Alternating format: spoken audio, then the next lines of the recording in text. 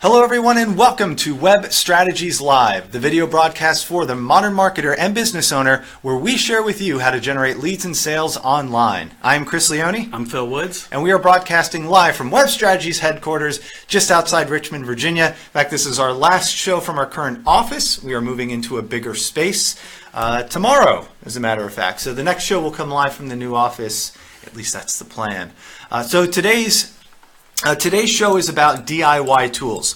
We talk to a lot of digital marketing practitioners and businesses of all sizes who are trying to understand, how can I do this for myself? What tools do you guys use that make your job easier, give you more insight? That's what this show is dedicated to today. So before we get into the actual content, I want to draw your attention to a couple of the items within Facebook that we want you to interact with. The comment section, if you have questions as we go, please leave comments. We can answer those now during the live broadcast, or if you're watching this after the broadcast, we'll come back and answer those questions later. So if you're watching this live or not, leave your question and then we'll always come back and answer it. The other thing is spread the word. Please like this video if you enjoy what you're hearing. That gives us great feedback. That spreads the video, so we very much appreciate that. Just takes a second to do, so please go ahead and do that. So with that, I think we can jump right into the content. We're going to share these tools. We're going to actually go into these tools and show you how we use them. We have a lot that we want to go through, so we're not going to go through them in a terrible amount of depth. But again, if you have specific questions, we'll be happy to answer those. Every tool that we show today is going to fall into the categories that you see to my right here. Conversion optimization, so that's around how can I increase the rate at which people engage me, actually submit a form, start talking to me, engage in chat, whatever it is. How can we increase the rate that happens? In that sense, you can increase your lead flow without having to increase traffic by a single visitor. The next one is content strategy. So what are some of the tools that we use to write better content, understand the type of content that we want to write, the keywords that we should go after, how do we make sure that the writing is going to be nice and readable to the user and also to search engines. We're going to show you a few apps that we like for that. Data tracking, what can give us better insight into what is working and what's not for those who really enjoy the numbers. We'll talk a little bit about that. On the creative side, a tool that we really like to use to knock out creative very quickly and efficiently. And then finally, if we have time for it, surveys and giveaways, some of the tools that are available to you if you want to survey people, give things away. There's some tools to help you do just that. All right, so with that, we're going to jump into the first one. So conversion optimization. So again, this is how can we increase the rate at which people do the things that we want them to do on the site. There are three tools that we want to talk about: Hotjar, Opt-in Monster, and Unbounce. So Phil, which one do you want to start with? Well, let's start with Hotjar. So let me switch our screen over here. I'm going to share it up now.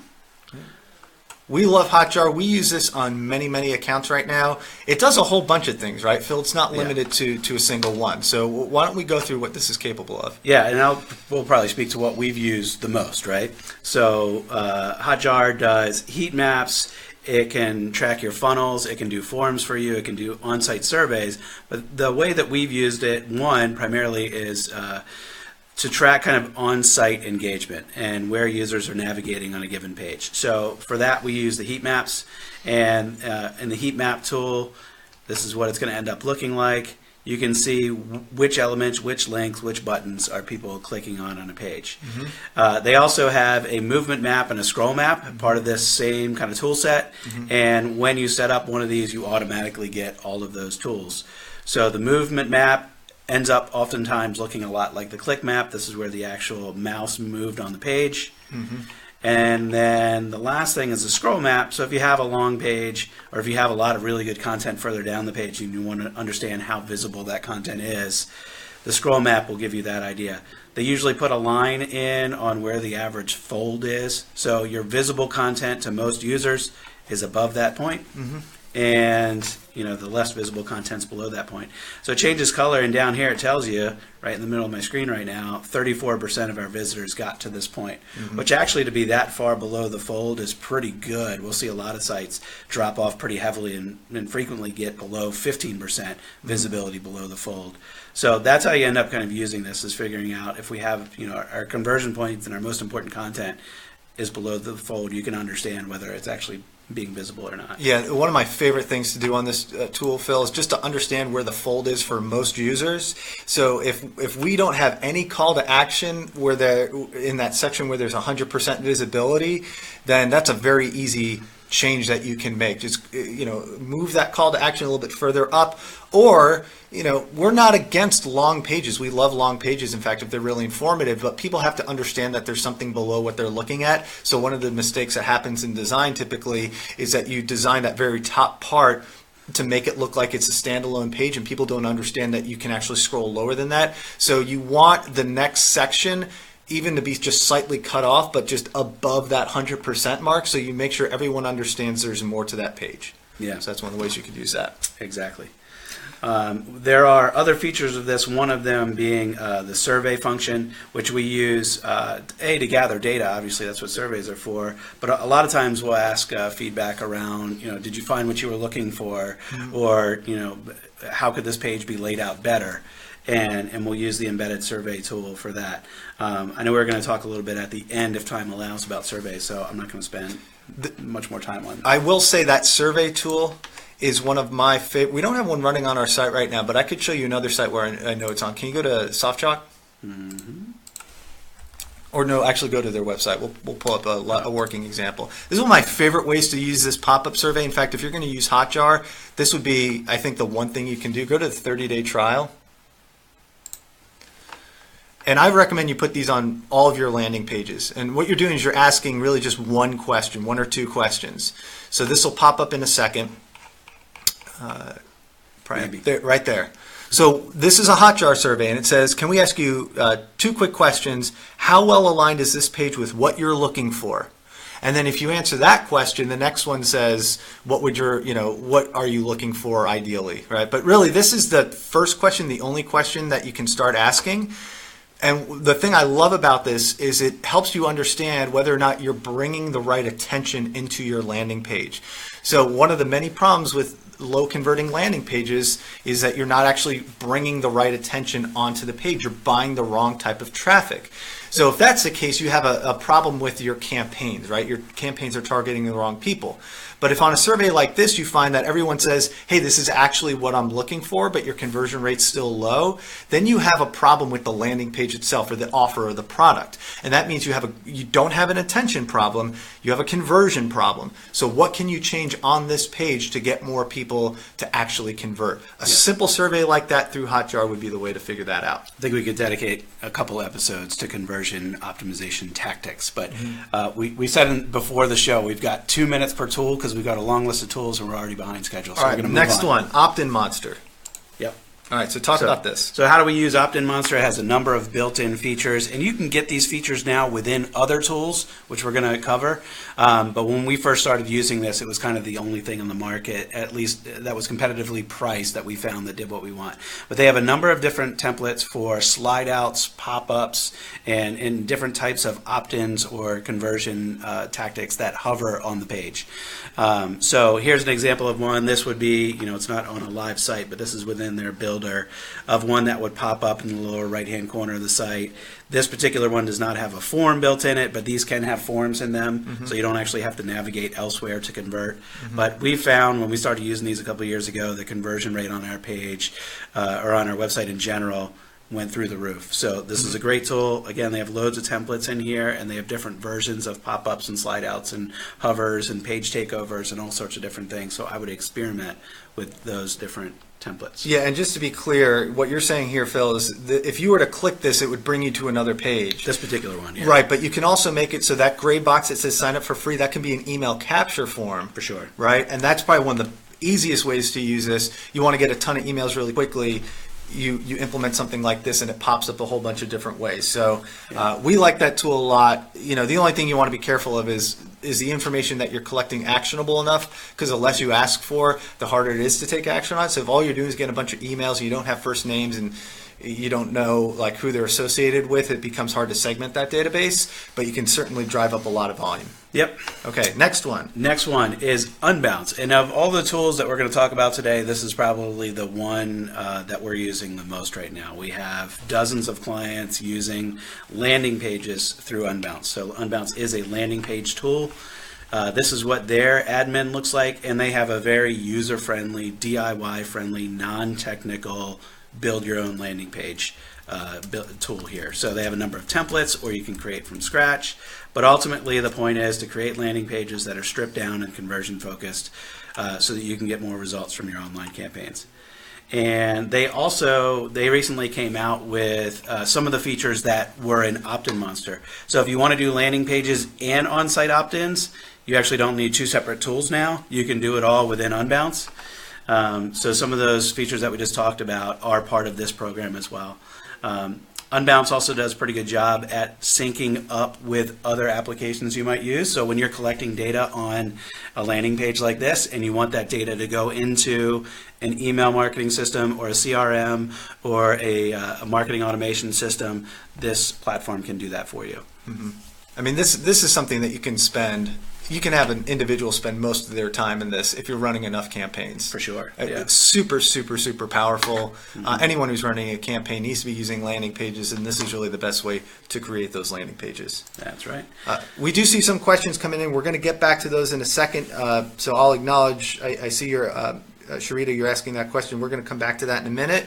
But we want to continue on down the list. Yep. So we'll save those responses for the end. So we're going to move into kind of our content tools and our content strategy tools next. Mm-hmm. And again, it's kind of rapid fire. We've got 4 or 5 tools listed here, so it'll be pretty quick. But to start off, you want to talk about, do you have a particular order here? We didn't talk about that. Which of those? On the content strategy? Yep. All right, so let's go into Hemingway. Okay. Hemingway is a site that we use to kind of pick apart how complex or overly complex the content that we've written actually is. So the way it works is you just copy and paste your content into here, and it highlights it based on, is a sentence too long? Are you using complex words? Do you have grammatical errors? Things like that. And it highlights it in a way that makes it very actionable, very easy to to edit the content to satisfy whatever conditions you're trying to meet.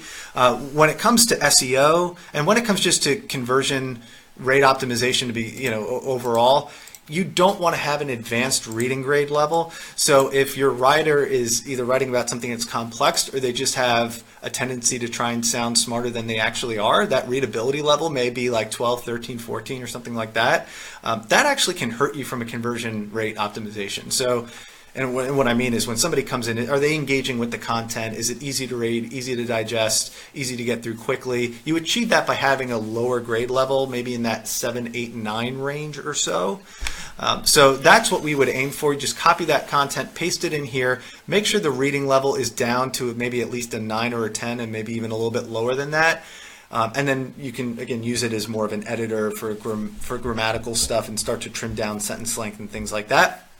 And then you just put that into the blog or wherever else you're posting it. You tend to see better response rates when you update the content that way. How much does this tool cost? This is free. Free tool. Our favorite. Yeah. Not all of these are free, but most of them are under $100 a month, and most are even less than that. But yeah, this is a free tool. Go to it, paste it in there. You'll find that you end up making your writing a lot more concise, a lot more readable, and you'll notice that just the quality goes up when you start to address the issues that Hemingway points out. All right, so this is once you've got content to kind of grade its readability and all that. But let's take a couple steps back to kind of research and figuring out what to write about. All right, so you're on. Well, yeah, I just saw Google Trends. Let's take a look at Google Trends. Yeah, let's start there. Okay, so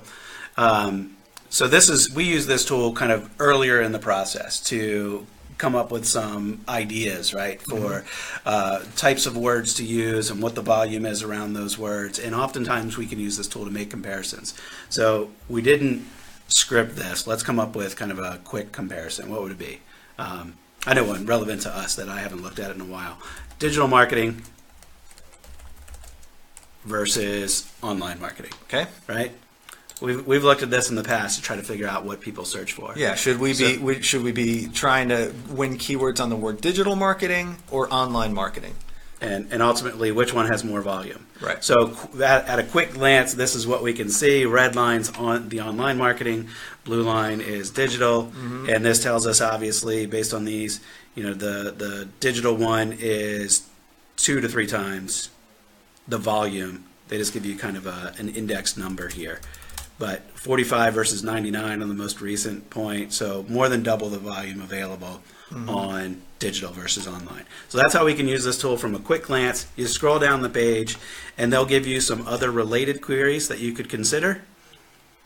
And then they'll also give you some rising or actually, this is already the rising queries. So these are ones that have kind of emerged more recently. Obviously, the 2018 one didn't exist. People weren't searching that 2016, 2017. Right. So the annualized versions of these searches are always on the rising list, we found. Let me show you another interesting way to use this, just to see how searches spike depending on current events. Put in Stormy Daniels. Oh my goodness, yeah, I'm sure that's... All right, so Stormy Daniels in the news right now for reasons we don't need to get into, right? But kind of fresh in the news cycle. So I bet people probably weren't. Is it ELS or ALS? I think that's it. There she is. All right, and you see that correlates directly with when she's been in the news. Yeah, and you can actually change the timeline. Let's go, past 5 years, and probably very little volume. Right. Yeah. The past 5 years. Yeah, so this is kind of a fun tool as well. Sometimes if something's hitting the news and you want to understand how much are people searching for this now relative to how much they used to, this is one of the ways that you could do it. There you go. All right.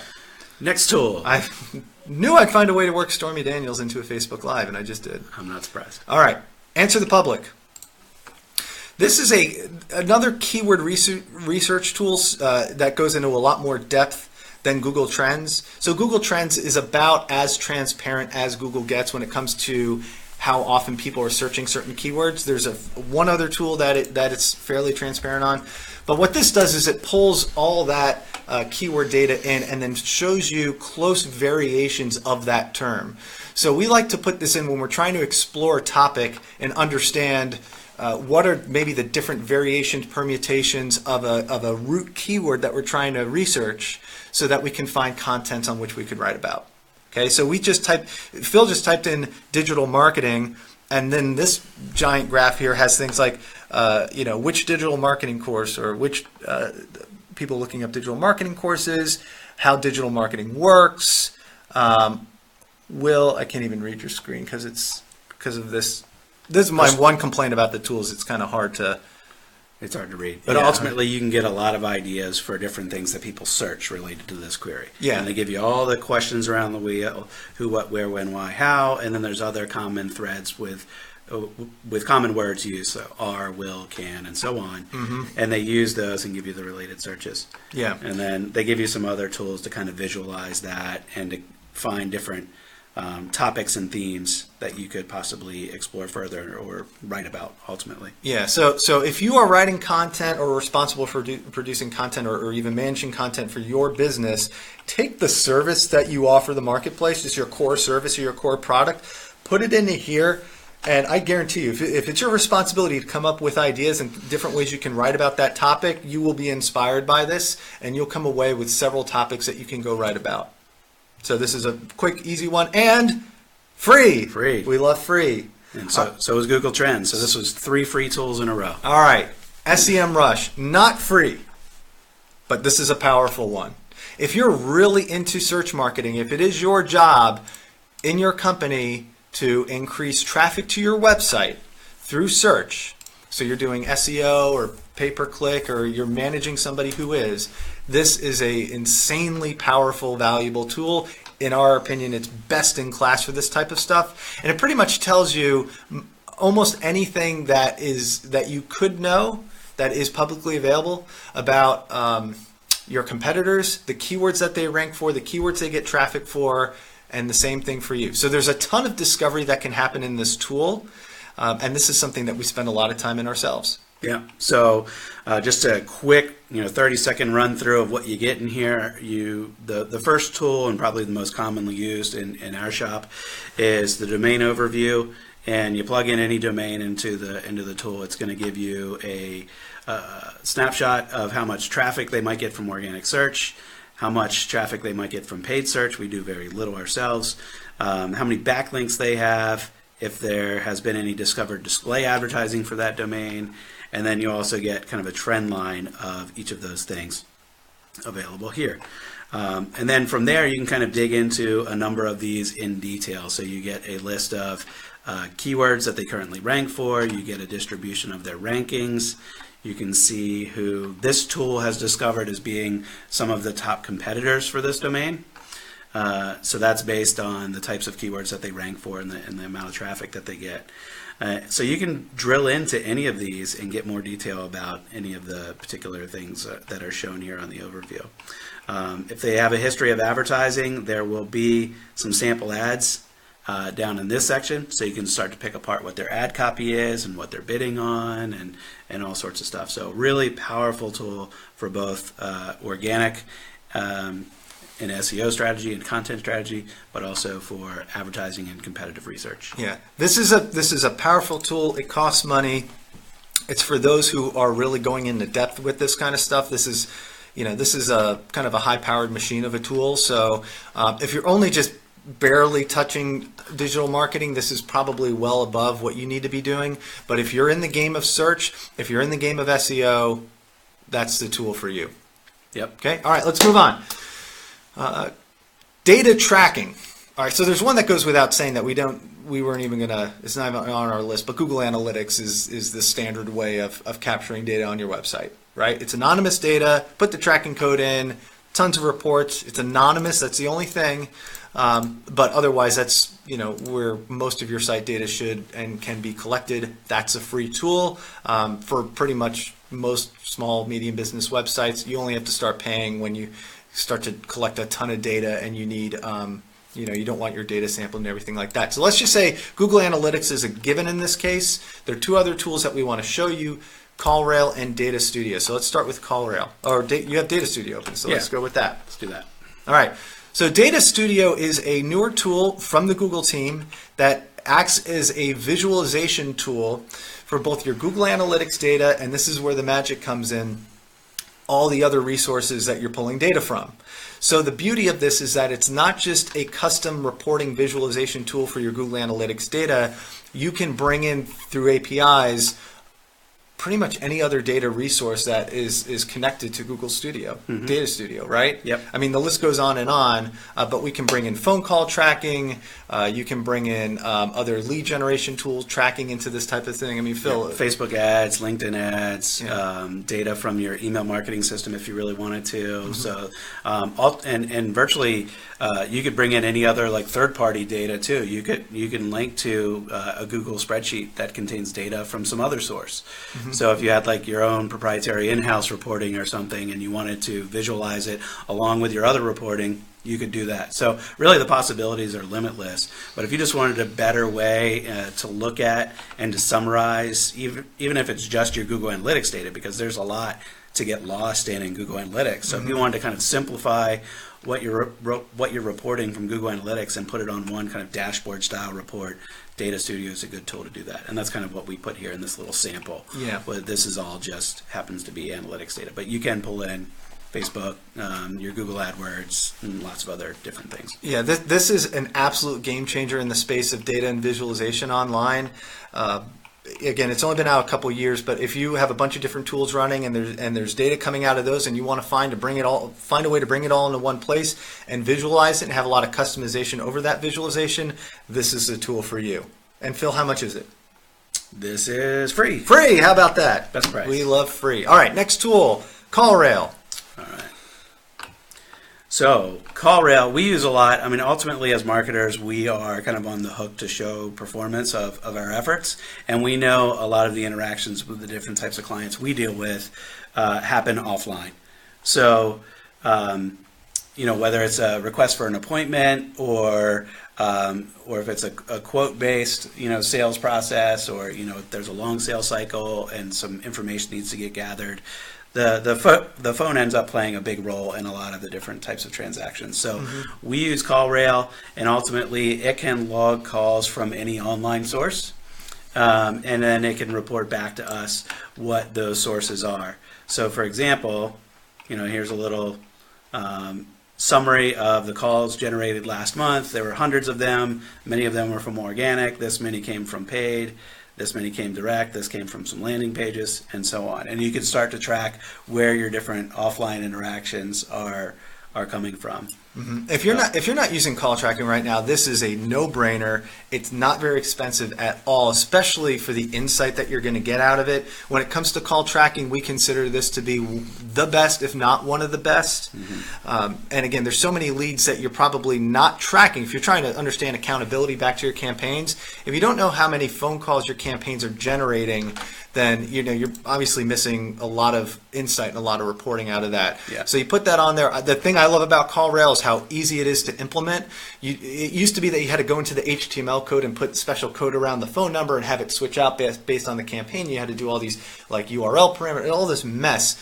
Now all you have to do is drop it in through Tag Manager, and it sniffs out the phone number and it automatically replaces it based on the criteria that you set. So if you only want the phone number switching out when someone comes from your paid search campaign, it can do that, and it happens almost entirely through its interface. You don't have to touch code. It's such a game changer over where it was like 10 years ago. So that to me is a no-brainer. The other thing that I really like about it is the call recording, right? So if you did nothing else except listen to the calls that are coming in off of your campaigns and make notes about the questions people are asking, how those calls are being handled, how they're being followed up, I mean, that alone can revolutionize the whole sales process, because there's probably a lot of things happening on those calls that you're not aware of that you can take back to the content, to the campaigns, to the ad copy, but then also you can bring to the sales team or the sales manager and be like, hey, do you realize that this is how people are answering these calls right now, and they're not asking the right questions, or they're slow to pick up, or whatever the case may be. And then the other layer that's coming onto this is all this like AI technology that starts to interpret what happens on those calls. So if you have like thousands of calls coming in and you can't possibly listen to all of them, then these tools that CallRail's starting to bake in, if they haven't yet, I think it's on their roadmap for the next few months. There. It's there now? Yeah, it's there. All right. So it can actually listen in and start to make judgments about, like, was this a happy call or a sad call? I don't even know all the specifics of it, but it can start to analyze what happened on that call based on certain keywords that it listens for, and then if it doesn't now, eventually it will listen to tone and inflection and like use of profanity on that call and start to categorize them different ways, and it can give you additional insight from there. Yeah, and what you can already do without even getting really fancy like that, you can already set it to listen for specific words. So, for example, if you were just worried about quality, and we get this all the time, that, a lot of the leads from my campaign weren't good quality. Well, let's set up a kind of a sniffer in CallRail to listen for the words estimate or appointment or free quote or any of those things, because if those words are stated in the call, it must be relevant. It must be decent quality. So we can at least set that, and then in our reporting, we can report on how many calls had those words and start to give a judgment of how good a quality was generated from these campaigns without even listening to any of them. The other thing I'll say, there's a lot of different call tracking technology and companies out there. CallRail, like we said, is among the best in class. We're also exploring PhoneWagon, which I've done a demo, and their interface is just as easy to use. Their pricing seems to be a little bit more competitive. So if you wanted to compare this against something else, PhoneWagon, CallRail, they seem to be on a pretty level playing field. So you should check that one out too. All right, we only got a few more minutes. Let's jump over to Canva. All right. I don't have it open, so let's do that. So while Phil does that, Canva is essentially a very quick and easy way to develop graphical images. So they have a whole, Phil, why don't you take us through? I mean, there's a whole a bunch of templates that we can play with, right? Yeah. So, and I just realized before I get into this, we had the whole last segment when we were talking about CallRail, we had us up instead of the CallRail interface. So I apologize for that. This is live TV, everybody. Yeah, and we're Things will amateurs. happen. All right, so Canva, again. At live TV, not at digital marketing. Canva has a number of free options as well. So again, hitting on kind of the free tool aspect, you can do a lot in Canva for free. We use the paid version, which is not terribly expensive. It's like $14, $15 a month or something like that, and it gets you a little bit more. But in here, you can choose from a number of preset image sizes and templates. And let's say we wanted to create your typical medium rectangle banner ad. Once you select that standard image size, they have all these predefined templates over here that you could work with, and you could customize, or you could start with your own blank design And ultimately, it's Show how easy it is to edit. Yeah. yeah, it's very user friendly, and they have a number of different elements and tools over here. They have kind of a library of different shapes and styles and buttons and graphics that you could insert into your design. So, for example, if we wanted some people in there, they've got some free photos.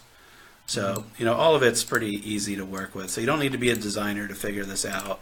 So if you need a graphic whipped up and you don't have time to get it done through a designer, this is an easy way to do it. We use this for blog graphics, occasionally for ads. They usually we'll put that through a designer.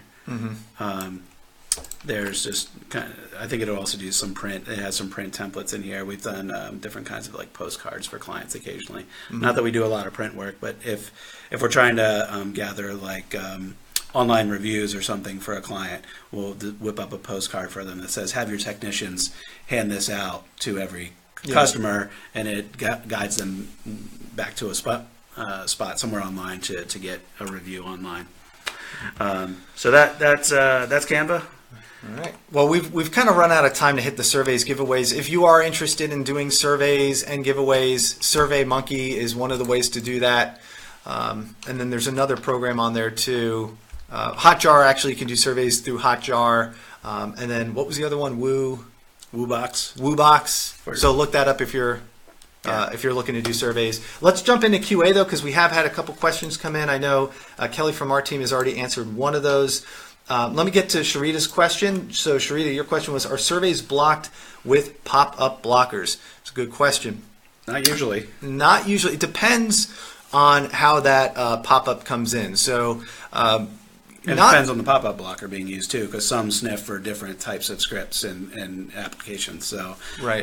But from what we've seen, most of the time the survey still comes through. Most of the time the survey still comes through. Where you're probably at risk is if you do like a 0-second timed pop-up. So if someone lands on the page and right away it pops up, that's probably you're most likely to get caught up in a pop-up blocker. But if you use exit intent, if you use slide outs, delayed things, or based on some type of interaction on the website, those are probably less likely. So the pop-up blockers aren't necessarily always trying to go after everything. It's really the ones that are creating a really poor user experience. We did a Facebook Live on this about a year ago, I think, where we were talking about what's at risk with all these new like Chrome and Safari were coming out with blocker, like ad blockers and even pop-up blockers were going to be built into those versus being like a third-party extension on your browser.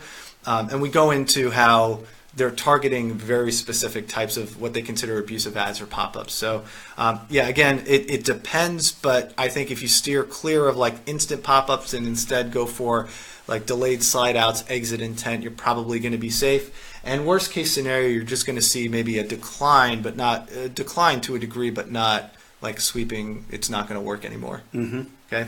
Yep.